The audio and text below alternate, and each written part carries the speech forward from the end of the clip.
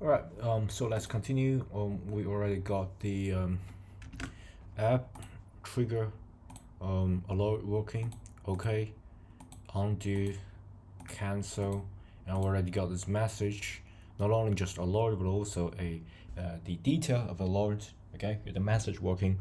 But what if you want add more things? So for example, if users like experience alert and you experience some error, say some error, and you want your user to send feedback. Come on, you already experienced some error, so please tell me what the error is, right? So you can do something like this. So let me just define this button. But all that is just a single button, okay? And we got this message trailing. So alert starting here and here, and we're gonna message trailing, and we got some sort of padding, and all that are inside of this edge stack, right? So what I'm going to do is to add another button, and so maybe I'm going to put this inside of a can I make all this okay. I definitely need to check the shortcut.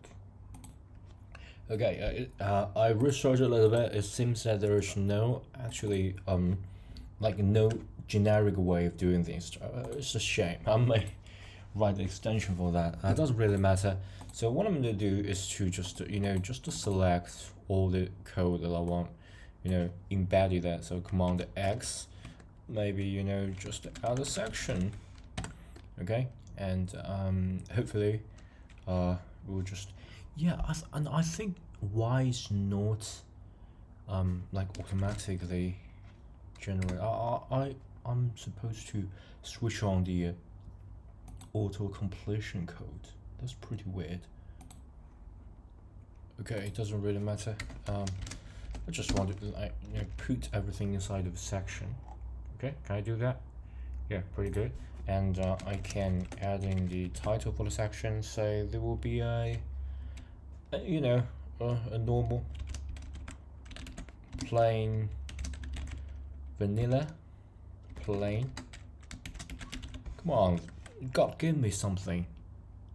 Okay, I'm beginning to lose phase of this Apple's like auto completion, because sometimes it works, sometimes it not work. I don't know why. Maybe because of internet connection, but I find it's much more reliable to use the old Visual Studio Code, because it can use Copilot, and it's good. I love Copilot, and I pay for it. So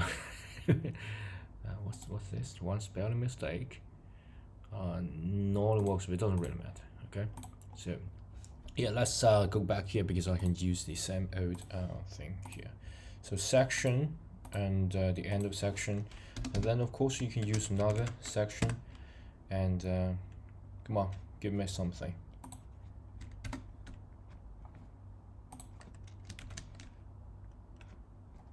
Okay, alert with title.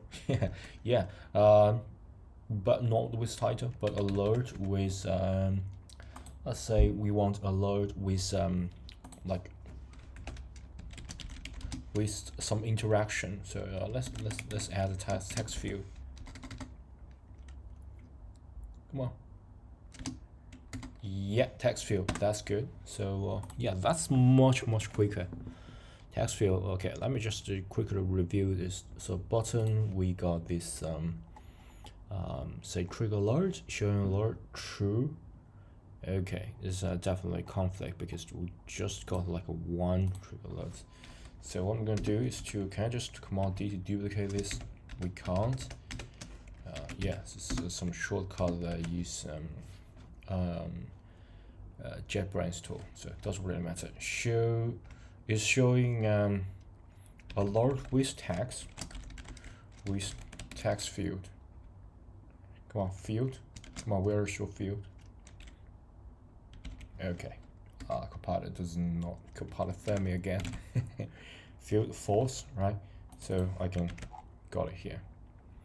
Yeah, that's much quicker. I kind of like can't believe without AI.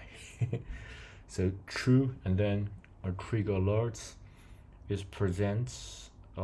Yeah,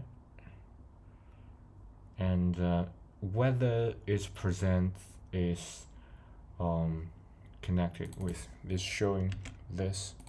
Okay, it's a binding. Alright, it's a state. The text will enter your name. Test constant. Button OK. Undo. Yeah, we can do that. It will just quickly give us something to play around with, but that does not mean that it can store data. Okay, alert with text view. Trigger alert. Okay, come on, text view. Enter your name within Jamming. Yeah, so you can enter whatever you want. Yeah, where's my? Okay, it's just kind of stuck here within Jamming, something like that. Okay, undo. Yeah, all that, and of course you can store that just to work as adding SwiftUI. So you can say, let's go back here. You can say text field, and instead of the constant text, I think this is the reason why it's sort of got stuck. You can add a binding, right? Binding a name. And right now you don't have this name, so you can at the beginning you adding a state variable saying, yeah, I want to go this name, so state private var name. You just accept everything, and you can get users input while you will trigger alert and store the information inside of this name. Yeah, so that's pretty much it. So we can have more logic to play around with. And then you can say it changes a button to like submit, because you input specific name and you can submit that, and then you can call a server backend, something like that, to store that information. So the user can next time can log in. Okay, yeah, that's all. Bye.